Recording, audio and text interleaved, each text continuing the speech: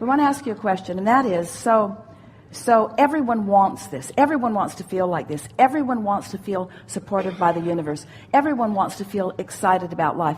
Everyone wants to feel so exhilarated about things that most people would find unimportant or unimpressive. But everyone wants to feel this way because your life is made up of these moment-to-moment experiences that most people are looking forward to their life dream, to their trip of a lifetime, to their buying that car that they've been waiting for, or to retirement, or to finding their dream home or finding their dream mate. And most people who are reaching like that do not realize that life is not made up of those big events. Life is made up of these day-to-day, in the moment, in the elevator, in the hot seat, moving through life, watching the sunset on the train events. That's what life is made of.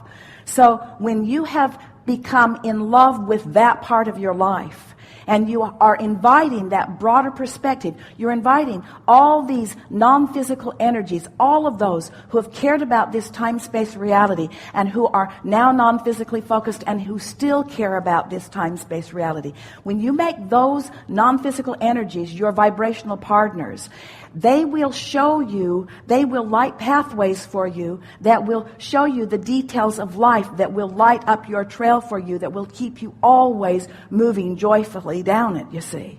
So many people have too much time between the high points. And what you are determined to do is have no low points. So it's just high point, high point, high point. And it's a rare person who is up to speed with you enough to even appreciate the details of the simplicity that are ringing your bells in this powerful way. That's why I'm a comedian. But this is the demonstration. This is the demonstration of what being tuned in, tapped in, turned on is, you see. So now here's our question to you.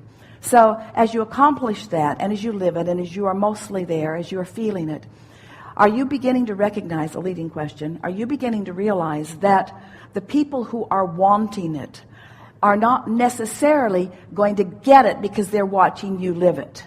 In other words, as you tune in, you've got a better chance. Let's start here. When you take the time, when you care enough to be residing in that high-flying disc, other people who are not deliberate about it, who are sort of all over the place, will on occasion find themselves in your vibrational vicinity. And because you're always there, you will have more opportunities to uplift them. If you're there and not there, they're not there, they're not there, hit or miss for you, and it's hit or miss for them, there are fewer opportunities for you to shine that light on them. But if you've practiced yourself there, as you are doing, so that you're consistently there, and they rendezvous with you, not really knowing what's going on, but feel a taste of that, for just a moment, they get a little bit of their reset button pushed, you see. So the question that we want to put to all of you, but specifically to you, is when another person is wanting something that they are not anywhere in the vibrational vicinity of, is watching you living it the answer for them? No. It isn't. It isn't the answer. So what is the answer for them? The answer for them is finding a piece of something that they care about, focusing on it deliberately, and then watching the outcome. In other words, it's self-empowerment. We want all of you to feel like he feels, but we know watching him feel that way isn't the answer for you. In other words, you got to do what he's doing. You got to care about where you are more. You got to focus more deliberately. You've got to become obnoxiously. Thank you. Thank you. Obnoxiously. Because you know what? Aligned with the empowerment that is yours. Because if not, I'll say this, I don't mean it, but I say a lot of things I don't mean. It's obnoxious to watch people who say they want it and don't do the efforting to get there. And I don't mean efforting is an effort. I mean effort is in find your love, and then it's not effort, it's inspiration. Right? So I love you. Success is alignment. And isn't it rich when you've done it on purpose?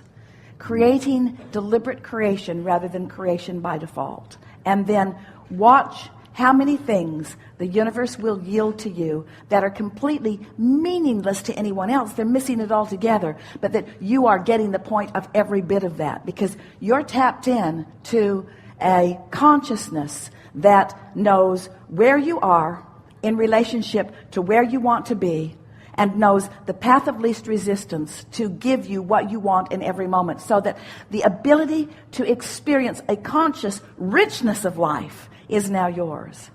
It's what everybody intended when they made the decision to come, and almost nobody is doing. Shame on me for remembering. Well, I don't mean that either. what do you mean? I mean that sometimes it's so chronic that there will be times, and this is a bit beyond my understanding, but because of that I don't give too much attention to it. If someone comes my way and they are dissonant within themselves, with the source that is them, I play tricks. I'm a comedian. How did they get to you? That's what I'm saying. That's a little bit beyond my understanding. But well, either it's not way, beyond your understanding. It's beyond your willingness to acknowledge. because it doesn't seem fun to look at the person who's not a match to me and But how'd they here. get there? How'd How? they get there? They probably had an asking to be around what I had, and I had it, and it's easy for me to give it. That's a good point. But in the moment of their vibrational dissonance, why are they there with you? There must be a reflection. There is some vibrational dissonance that is not majorly active, but active enough within you that this is your opportunity to work the bugs out of your own dissonance. Perfect words. I say that. I say that to people. And so then they're not a pain to you, they are a gift to you. In turn, I would require them for character development. That's how I look at it, because when I say something, some people say, Daniel, do you even know what you just said? And I say, no, I don't actually. But it changed them, and I say, you know what? What it did for you, it has done for me on other levels, on my personal levels. Because I become uplifted just by having what we would term a leading edge conversation. Because all of my conversations are leading edge. But this is the thing that's leading to step 4. This is the reason that we're wanting to have this conversation. Is that so you've sifted and you've sorted and you know what you want and you're not a vibrational resonance with it. And so you're feeling the discord of wanting something that for right now you're not living. But then you get tired of that discord, and so you begin aligning your thoughts, and you find a way to become a vibrational match to what you're asking for, and it clicks into place, and it feels good to you when it does, and then the evidence of it begins coming into your experience, so you know you've got it. So you've done step 1, Source did step 2, and now you've done step 3, and you've done that, and done that, and done that, and done that, until you are willing to give yourself the label of deliberate creator. You know you're good at it. So now, you're on the leading edge. You're up there flying high. Much of the world is not. It can be a sort of lonely place. But it's cool. You're up there in pure positive energy, but you're still riding on the train. You're still moving through the city. You're still living in the world. You're still aware of other people around you. And these other people who are around you are all over the map vibrationally. And you are with them, you are observing them, and every time you observe them, now in the same way that your relationship with who you really are and who you're being in this moment is always something that you can feel. When you get on this high-flying disc and are moving through the world, not just with the eyes of Source, but with the vibration of Source, tapping in to the captains of industry, tapping in to the masters of society, tapping in to the masters of non-physical, tapping in to that God force energy, tapping in to the power and the clarity of all that not only you were before you came here, but all that you've become since. So now you're tapping into that, and you're moving through the world. So you are a physical representative. You are to others as your inner being has been to you. Now rest with that just a little bit, because we want you to feel, we know that you get what we're talking about when we say there is often a vibrational gap between what you're doing right now and who you really are, and that's what equals your negative emotion. So now let's say that you've been consistently tuned in. You're walking through the world. Now you are to almost everyone you meet as your inner being is to you. And if you want to stay in character, then what you see can't bring you down. And if what you see doesn't bring you down, it's got to bring them up. You see? True. That's upliftment at its very best. I was wondering, what's next? Because it's not about the things, and when you said tapping into... What next is stability. Stability in vibrational alignment with who I am.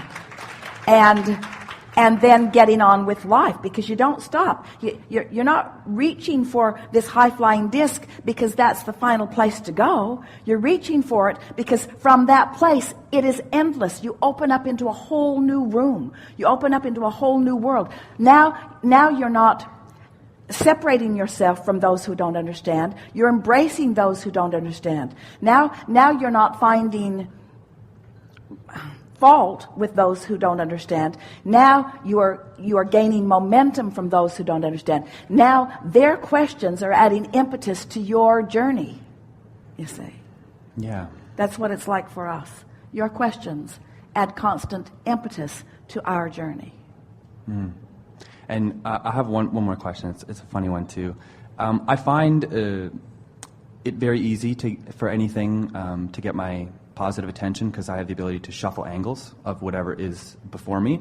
And one of the things is musicians. I'm an actor, so there are people who I watch who don't know what it is they do, and because I can see the vibration, I tell people when they ask me, they're like, well, what do you think about this artist or that person?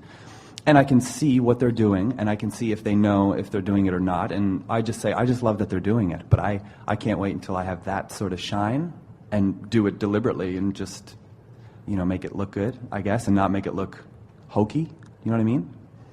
And one of the songs that I've been singing lately is it's a Drake song, and he's a rapper, and he's from Toronto, and he sings in the song, and he says, I want your high love and emotion, endless, you know what I mean? And I'm like, he doesn't even know what he's doing, but I can see, I watch the music video. Sometimes when he performs that song, I can see when he's on or off, and it you can call it an aura or whatever you want to call it, but it's burning bright. And some people say, Daniel, come on, he's not spiritual, but he is. He just doesn't know it, and to me, that's art.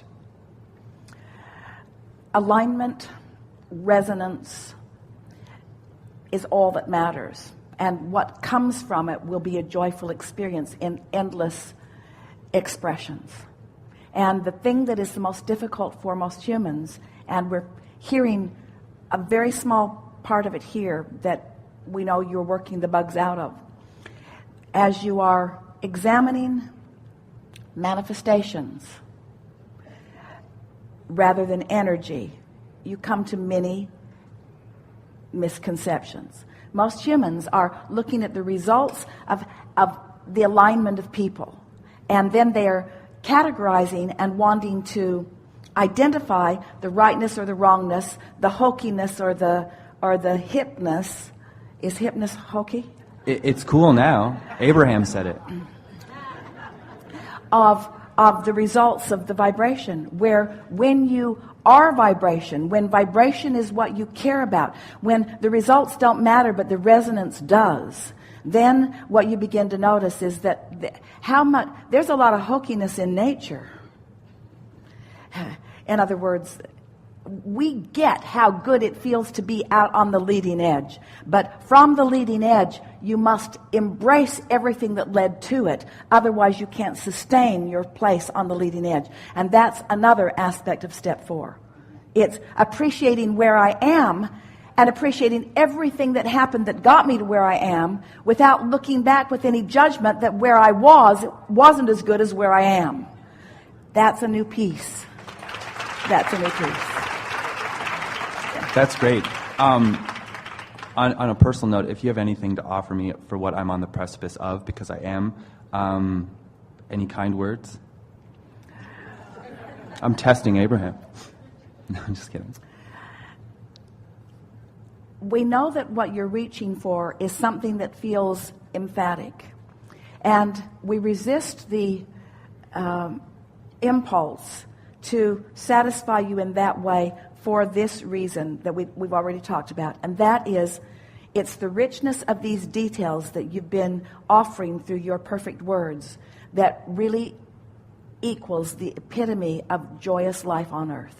In other words, it's those experiences. It just doesn't get any better than what you're living.